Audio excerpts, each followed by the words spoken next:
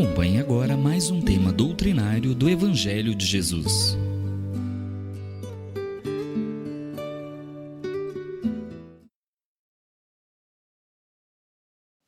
Meus caros amigos e irmãos, boa noite a todos. Que a paz do Cristo seja conosco.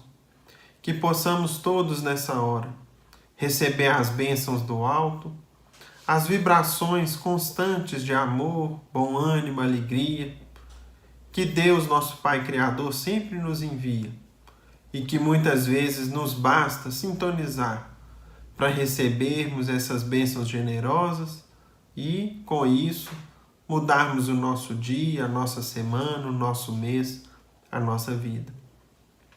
Meus caros amigos, hoje nós temos por tema um item do capítulo 16 do Evangelho segundo o Espiritismo, intitulado Não se pode servir a Deus e a Mamon.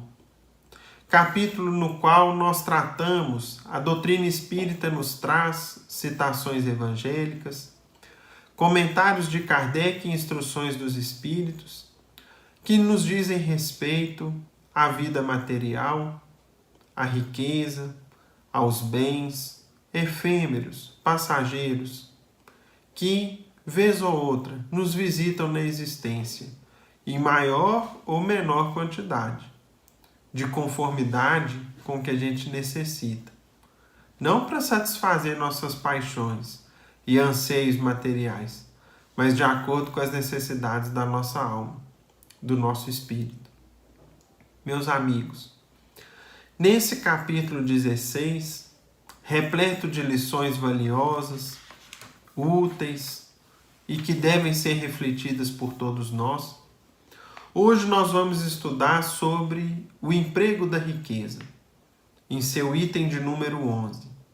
Nós gostaríamos, meus irmãos, de iniciar através de algumas reflexões, que são as seguintes. Quando a gente fala assim, ou mesmo eventualmente se a gente pesquisar, emprego da riqueza, o que normalmente nós vamos achar fruto de uma pesquisa ou de uma busca nesse sentido? Possivelmente, meus amigos, virão para nós sugestões, estudos, dicas, opiniões de especialistas, matérias científicas, acadêmicas, que dizem respeito à gestão do dinheiro, à gestão das riquezas e, nos termos mais modernos, a gestão de ativos, e que tem até um termo muito usado aí no inglês também, que eles falam asset management, ou seja, gestão de ativos, né? Mostrando que o mundo normalmente, nesse sentido, vai nos trazer conselhos, opiniões, conteúdos, de maneira que essas riquezas, esses bens que nos cheguem à mão se mantenham, não somente conosco, como em gerações futuras da nossa família, daqueles que dependem de nós, e tem estudos ou instrumentos que desejam e que visam, inclusive, a perpetuar a riqueza, a perpetuar o patrimônio dentro aí de uma coletividade, dentro de uma consanguinidade. E em nenhum momento nós vemos, às vezes, alusões a pensarmos em quem está à nossa volta, necessitando de ajuda, necessitando de amparo e de assistência. Nós vamos ver, inclusive, meus irmãos, de maneira muito prática, como que o mundo lida com essa situação, por exemplo, através da indústria, das atividades humanas, que multiplicam, aí por intermédio, por exemplo, da indústria do luxo, mecanismos e meios da pessoa gastar cada vez mais num determinado serviço, num determinado produto, algo que ela poderia gastar menos e ser atendida. E aí nós vamos ver sendo oferecido às pessoas e divulgado nos grandes meios de divulgação a viagem mais cara ou exclusiva possível, o lazer mais caro e mais sofisticado possível, o carro que corre mais, o perfume mais excêntrico, a roupa mais personalizada, ou os materiais, tecidos são os mais exclusivos possíveis, o serviço aqui ou ali que tem um caráter de exclusividade, de ser pouco acessível, visando alimentar em nós a tendência que nós trazemos para o egoísmo, para a vaidade pessoal, para pensarmos somente em nós, quando, eventualmente, a vida nos aquinhoa com bens materiais que excedem as nossas necessidades. E aí, então, o que buscam outras criaturas humanas, tantas e tantas pessoas à nossa volta, especialmente que lidam com isso? Aumentar as nossas necessidades. Como se a gente precisasse disso ou daquilo outro, e muitas vezes não refletimos se de fato é necessário. Nesse ponto, meus amigos, nós observamos que o Espiritismo não traça limites absolutos.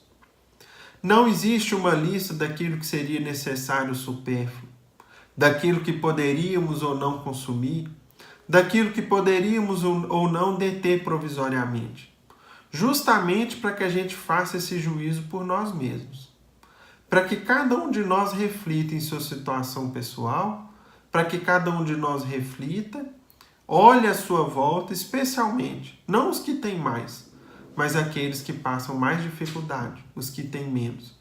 Para que a gente então reflita se de fato aquilo que julgamos por necessário, será que é mesmo? É o ponto em que muitas vezes nós somos chamados a refletir. Pois bem, meus irmãos, quando a gente fala em emprego da riqueza dentro da doutrina, considerando as lições de Jesus, qual que é o conselho que nós recebemos? Qual o emprego da riqueza, a gestão de ativos que o Evangelho mais nos aconselha? Qual seria o de maior rendimento, o de melhor resultado, o de melhor retorno? Não da riqueza por si só, mas do maior retorno de paz, de alegria, de forças, de vibrações para cada um de nós.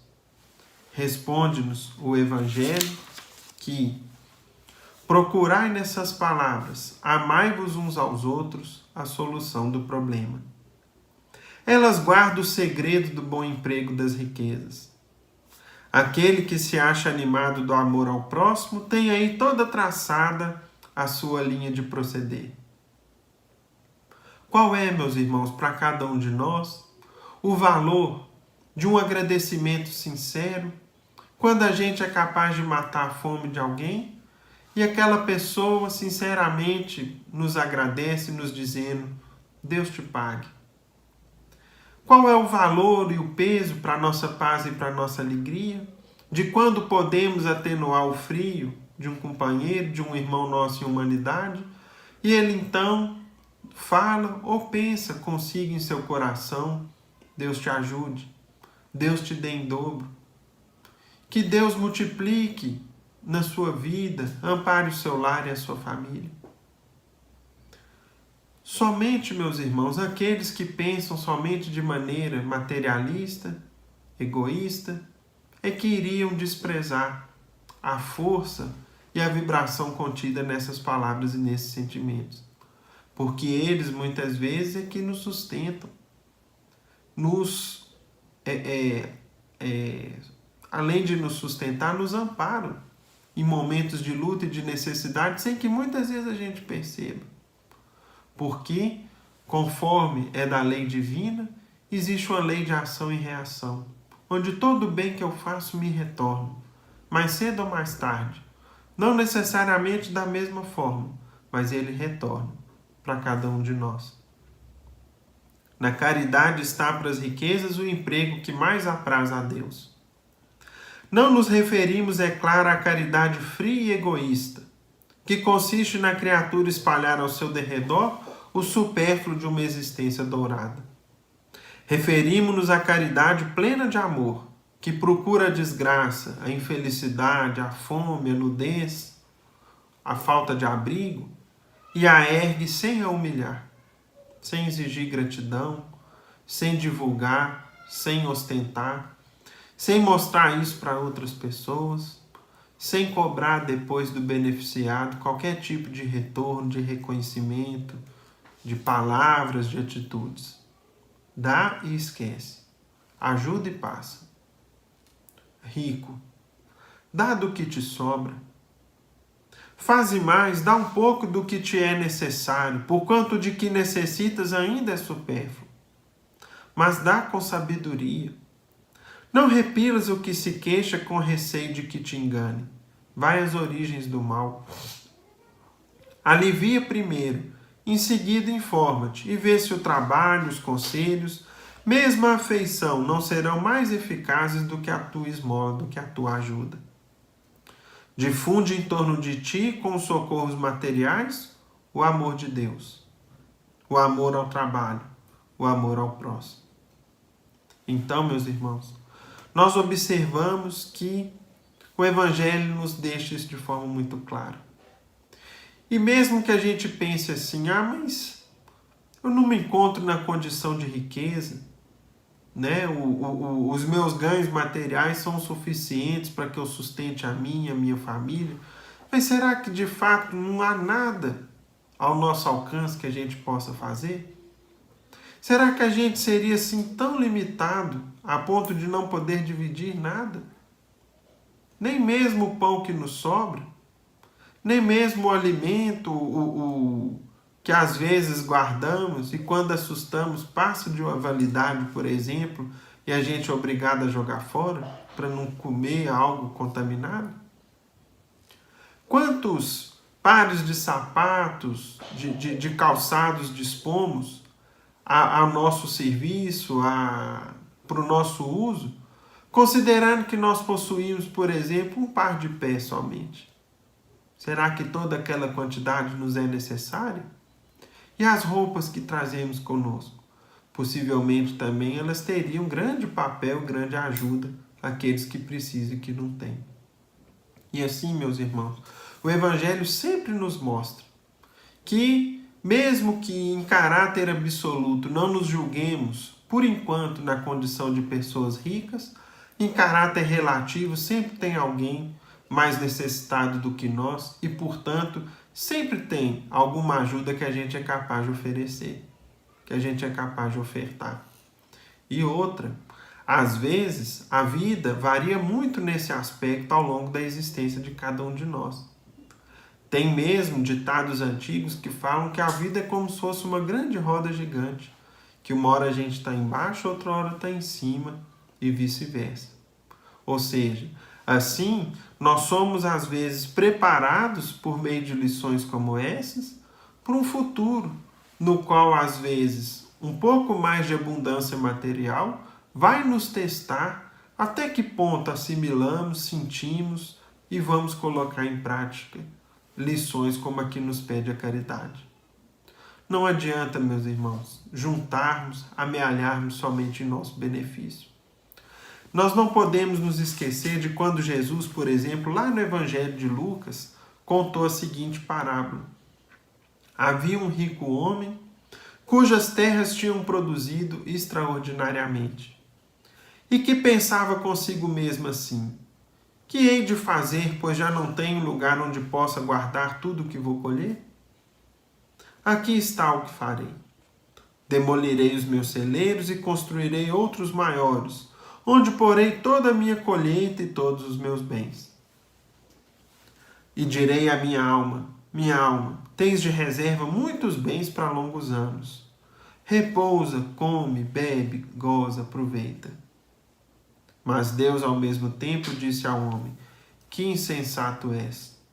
Essa noite mesmo tomar-te-ão a alma, para que servirá o que acumulaste?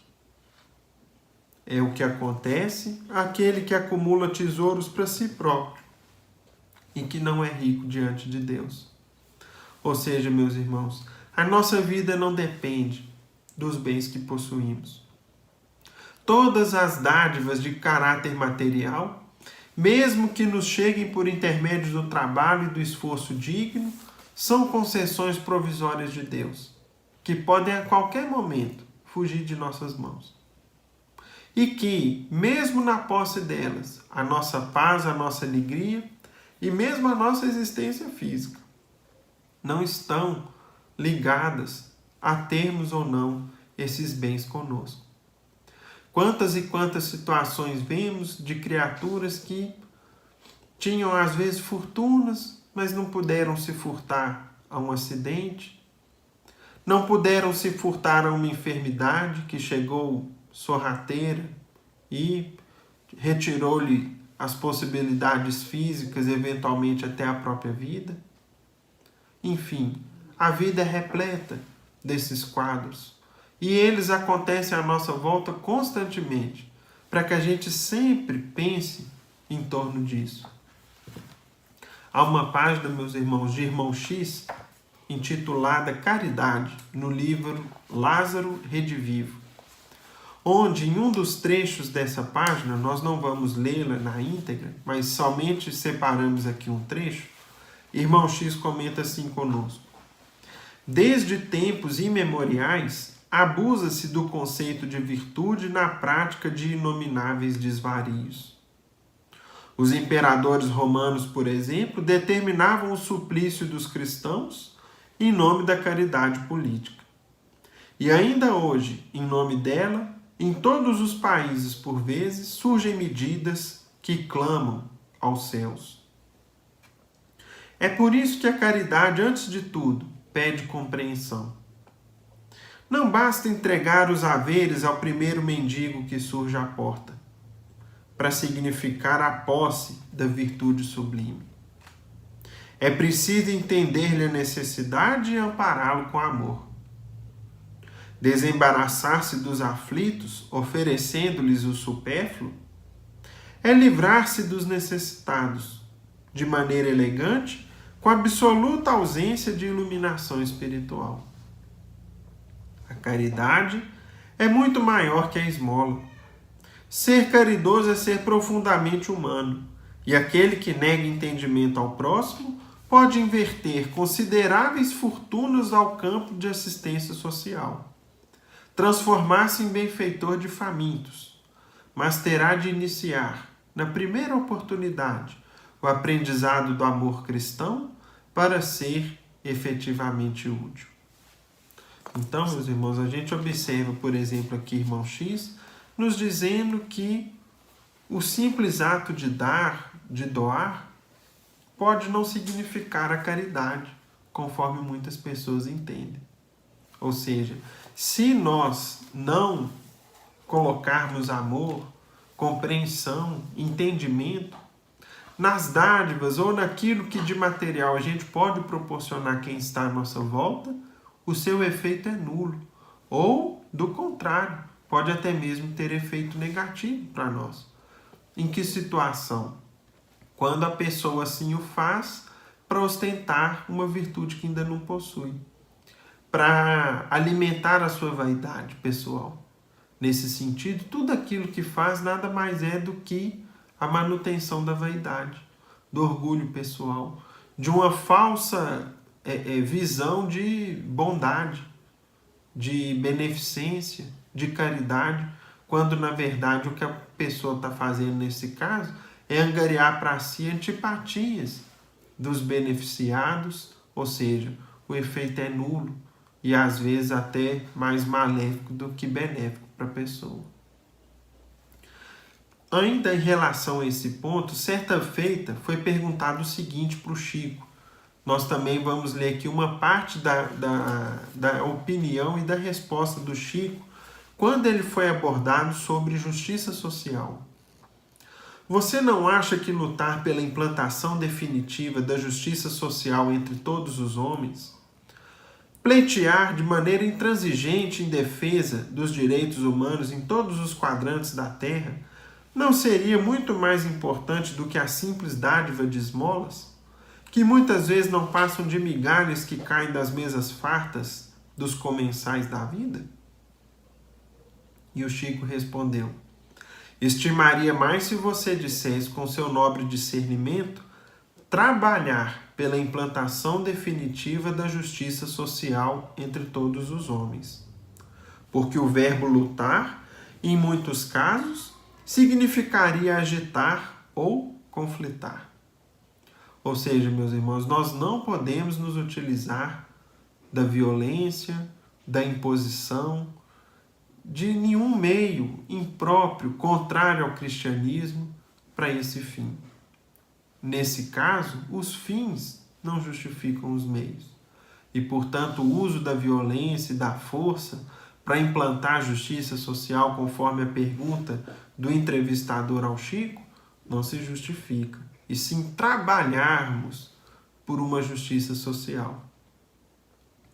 E aí continua o Chico dizendo: creio que todos os cristãos sinceros, estejam vinculados ou não ao Espiritismo, permanecem construindo em paz o reinado da justiça no mundo, sem a precipitação dos que se inclinam para transformações violentas e sem a inércia dos apáticos. Ou seja, quando nós compreendemos e nos esforçamos em viver o Evangelho, dentro do nosso lar, na educação dos filhos, na convivência com a esposa, com o marido, na convivência com os pais, na piedade filial, quando a gente se esforça no nosso ambiente de trabalho, em termos sempre boa vontade, em zelarmos das nossas obrigações, dos nossos deveres, em cumprir com os nossos compromissos, tudo isso faz com que a gente implante aos poucos, cumprindo a nossa parte, numa sociedade mais harmônica,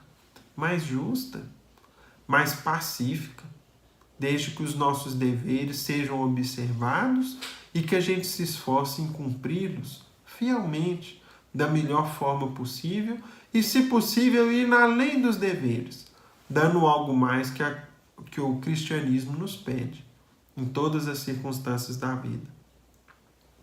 Relativamente à chamada esmola, não vejo na migalha de recursos materiais que se dá ou que se recebe um gesto tedioso de quem usufrui mesa farta, e sim um elo de simpatia e de amor entre as criaturas que se propõe a encontrar um processo de ligação espiritual entre si, preparando-se instintivamente para a mais alta compreensão da fraternidade.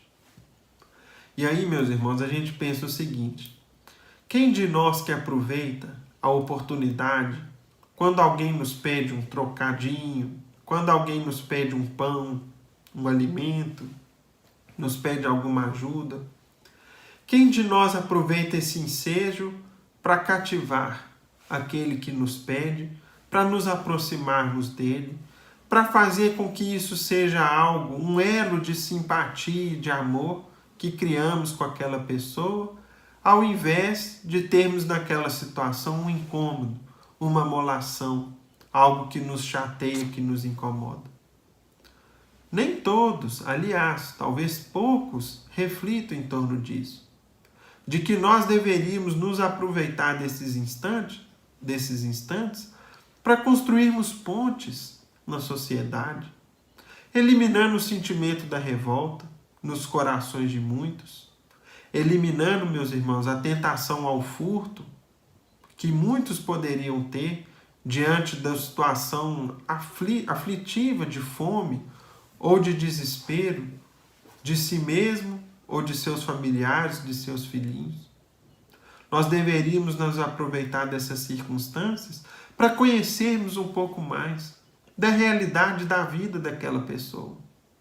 E certamente nós teríamos um grande benefício de vermos, meus amigos, que os sofrimentos que a gente passa, as dificuldades que a gente passa, muitas vezes se tornam pequeninos diante das lutas, dos problemas, das aflições, das angústias de alguns irmãos nossos em humanidade.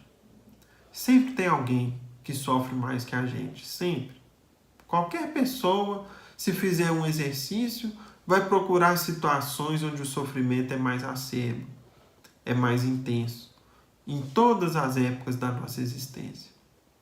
Então, infelizmente, a gente acaba não aproveitando essas oportunidades. E, ao invés de criarmos elos de simpatia, aumentamos o quê? A revolta, a antipatia, o distanciamento, fazendo com que as pessoas sintam vergonha impedir. Se sintam muito constrangidos por precisarem de ajuda. Não deveria ser assim o nosso papel. Continua o Chico dizendo: sem qualquer ideia de esnobar esse ou aquele lance autobiográfico, peço permissão para dizer a você, isso nosso querido Chico Xavier, que nos deixou toda essa obra vasta, que tem sido instrumento constante de aprendizado para muitos de nós.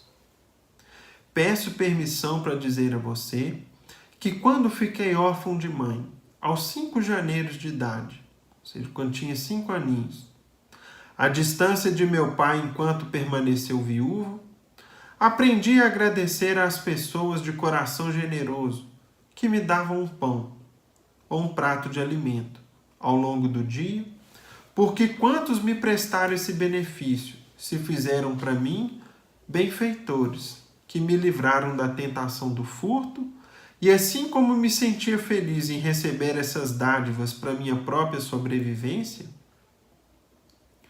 creio que as pessoas que me amparavam também se sentiam satisfeitas com a minha alegria. Ou seja, observemos, meus irmãos, o que acontecia, por exemplo, com Chico. Ele, uma criancinha pobre em Pedro Leopoldo, que aos 5 anos ficou órfão de mãe, foi morar com uma madrinha que não o compreendia, que não o tratava bem. Imaginemos se aquela criancinha, mal vestida e pobre, fosse maltratada, fosse esquecida, não recebesse o alimento necessário para se manter forte, para se manter em pé, para se manter viva. Perderíamos entre nós, na humanidade, um mensageiro dos céus, que nos trouxe tanta coisa boa. Quantas e quantas crianças como o Chico podem estar hoje à nossa volta? Quantos e quantos adultos que têm na sua dependência crianças, pequeninos, que podem ser instrumento de paz, de progresso na sociedade, talvez estejam aí à nossa volta também aguardando algum concurso amigo e fraterno, para que no futuro nos leguem, nos deixem tesouros talvez incalculáveis, como é o exemplo da obra do Chico. Reconheço, conclui ele, que virá um tempo em que a assistência social velará por nós todos. E a gente já observou um grande avanço nesse aspecto. Para os irmãos terem ideia, essa pergunta e resposta foram gravadas em 1981, 9 de março de 81. Está no livro Chico de Francisco. Foi uma entrevista que o Chico deu ao jornal O Povo, em Fortaleza, Ceará, 9 de março de 81.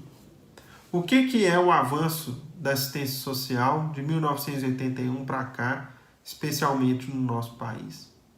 O avanço é enorme. Reconheço que virá um tempo em que a assistência social velará por nós todos. Mas, até que isso aconteça em plano maior, e admito que semelhante realização deverá vir para nós e por nós, sem conflitos sangrentos, e felizmente foi o que aconteceu, nós implementamos de lá para cá, nós enquanto sociedade brasileira, um amplo programa de assistência e de amparo social que ainda assim não atende a todas as necessidades, que ainda assim deixa campo para assistência, para o amparo àqueles que estão à nossa volta. Até que isso aconteça, você aprovaria alguém que vê seus irmãos em penúria, sem se mover de modo algum para auxiliá-los, pelo menos em pequenina parcela de apoio? Será justo que eu deixe o meu vizinho desfalecendo em necessidade, sem dividir com ele os centavos que posso administrar, a pretexto de aguardar o tempo em que me seria permitido administrar aquilo que não me pertence, ou seja, aguardando eu ter mais dinheiro, eu ter mais recursos? Esquecendo-me de que posso e devo repartir a parcela de recursos que a divina providência me emprestou para o meu usufruto? E assim, meus irmãos, o Chico concluiu a resposta àquela pergunta que foi feita a ele naquela oportunidade. Nos mostrando que, e ele deu o exemplo nesse sentido, que por menor seja a nossa condição, nós nunca estamos tão pobres que a gente não possa ajudar alguém. Nas múltiplas formas em que essa ajuda nos é possível. Nos basta o quê? Boa vontade, compreensão, sentimento de piedade e de percepção do quadro que está à nossa volta. E com a nossa prece, em nome de Deus nosso Pai e de Jesus nosso Mestre amado, damos por encerrados os nossos singelos estudos na santa paz do Senhor, que assim seja.